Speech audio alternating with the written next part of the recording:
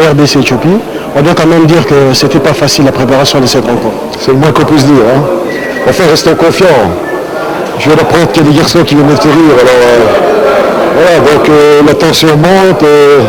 On est en train de se promener un peu pour se relaxer, digérer, parce qu'après le manger, on doit un peu marcher. Puis il y a des gamins aussi qui ont la peur au ventre. Hein.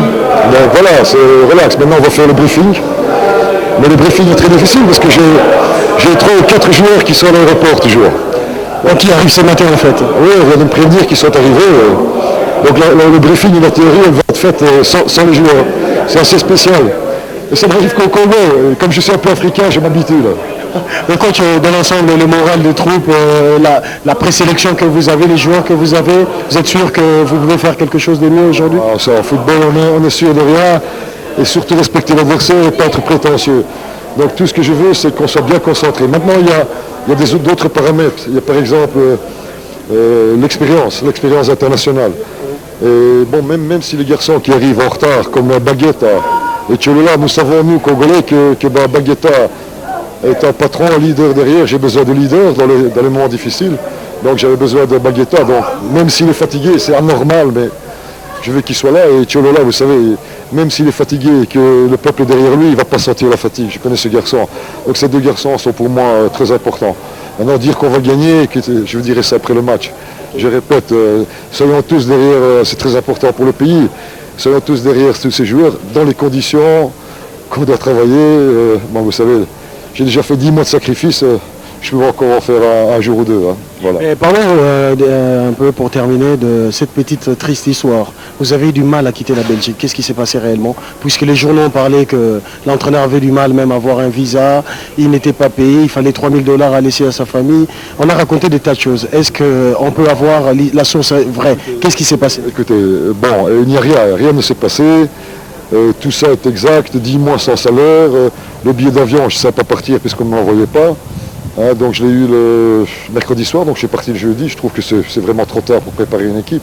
Et tout ça, c'est après le match. Donc je crois que le plus important, c'est le résultat du match et on parlera de mon problème. Je crois que c'est l'intérêt national, maintenant c'est l'intérêt du football congolais qu'on ne parle pas de ça. Et puis on s'occupera de mon cas personnel après.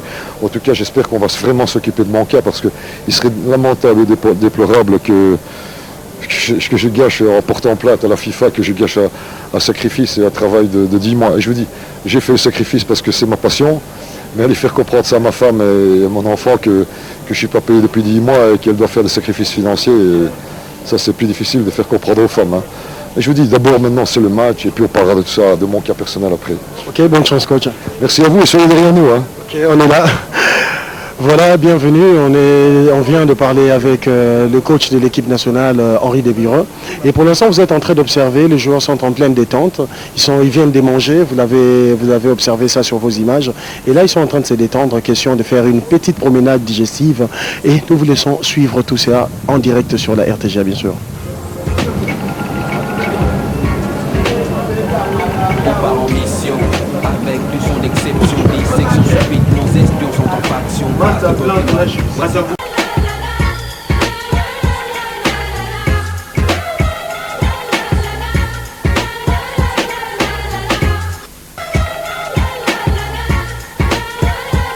Deuxième étape, Son Boy, bouge ton body, Annie Cordy Jordi, j'arrive tel Berry Gordy. Des Génélec, faut que ça pète jusqu'en discothèque. Et je dis enough respect, si ça cloue le bec de loose bec. Et quand je pense que l'on appelle le mec que je marque, autant de points qu'il y a de 0 dans les apps de marque. Voilà, la promenade achevée. Nous allons nous intéresser à un autre encadreur de cette équipe nationale des Léopards. Il s'agit de Christian Sengibembe. Pourquoi lui? Parce que c'est le premier assistant de Henri Desbireux, mais aussi c'est lui qui a eu la lourde charge de préparer cette équipe. Christian, d'abord, comment ça s'est passé, cette préparation plus que catastrophique? J'étais pessimiste en disant plus que catastrophique. On a quand même eu des terrains donc, adaptés. On a eu le Martyr pendant la semaine et puis on a eu 2 fois le Tassoc, une propriété américaine et tout. Donc à ce niveau-là c'était bien, mais c'est vrai que quand vous dites cas critique, je pense que vous faites référence aux arrivées en compte-gouttes des joueurs. Là je vous donne tout à fait raison. Que C'est vrai que c'est un peu malheureux. Bon, il y a aussi deux phases dans ces arrivées. C'est le fait que, comme c'est pas une date FIFA, donc les joueurs se sont libérés le plus vite possible. Donc en plus de ça, avec les horaires d'avion, tout ça, ce qui fait que bon, les joueurs arrivent tardivement. D'autre part, certains entraîneurs ont donné accord à leurs joueurs et les contradictions avec les présidents de clubs qui le refusaient. Donc comme le cas de Matoumana Tambwe et Kaleluka. Donc vous voyez, ce sont des circonstances qui ont abouti à ce que vous appelez à une situation chaotique. Mais jusque-là, il est pratiquement 12h30 et on ne sait pas connaître la liste des 18 joueurs qui seront retenus pour ces matchs. Et on nous annonce qu'en ce moment, viennent d'atterrir 3 autres joueurs qui reviennent d'Afrique du Sud. Comment on présente cette situation? Il faudra la gérer, hein. C'est certes qu'il faudra la gérer. Bon, ce sont des choses qui arrivent une fois, peut-être tous les 5 ou 10 ans. Bon, c'est parce que bon, ce sont des circonstances qui font que c'est comme ça qu'on se gère, c'est comme ça qu'on est géré aussi. Donc c'est aussi parfois concours de circonstances. Bon, les joueurs se libèrent, les avions ne sont pas à nos dispositions, donc ils arrivent, comme je vous dis, un peu juste. Mais les joueurs qui arrivent ne sont pas non plus étrangers par rapport à l'effectif. Donc c'est des joueurs qui sont déjà confirmés et qui peuvent déjà intégrer le noyau sans trop gros problèmes. Par contre, c'est vrai que bon, la liste 18 est toujours en train de mûrir donc, dans la tête du sélectionneur par rapport à peut-être 2 postes. Vous comprenez, donc il faudra peut-être prendre une décision. Mais ça arrive à n'importe quel entraîneur. Hein. Ça peut arriver que 3 heures avant le match, il y a encore une indécision par rapport à deux postes. Donc là, il doit encore se rendre compte que tiens, il y a une possibilité de jouer d'une telle manière, donc ça peut changer, quoi. Donc, et si on vous souhaitait bonne chance, vous direz quoi? J'accepterai. Je dirais aussi un petit coucou par rapport au public. Il faut absolument qu'il y ait un 12e homme.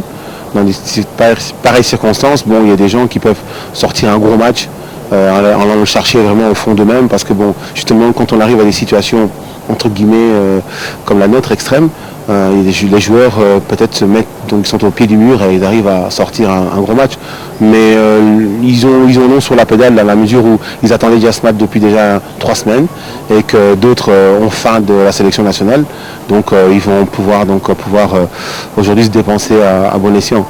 Moi je suis confiant et je pense que je resterai jusqu'à la fin du match et je pense qu'on va avoir certainement les 3 points tout en ne sous-estimant pas l'adversaire, bien entendu. Okay, merci Christian. Au revoir.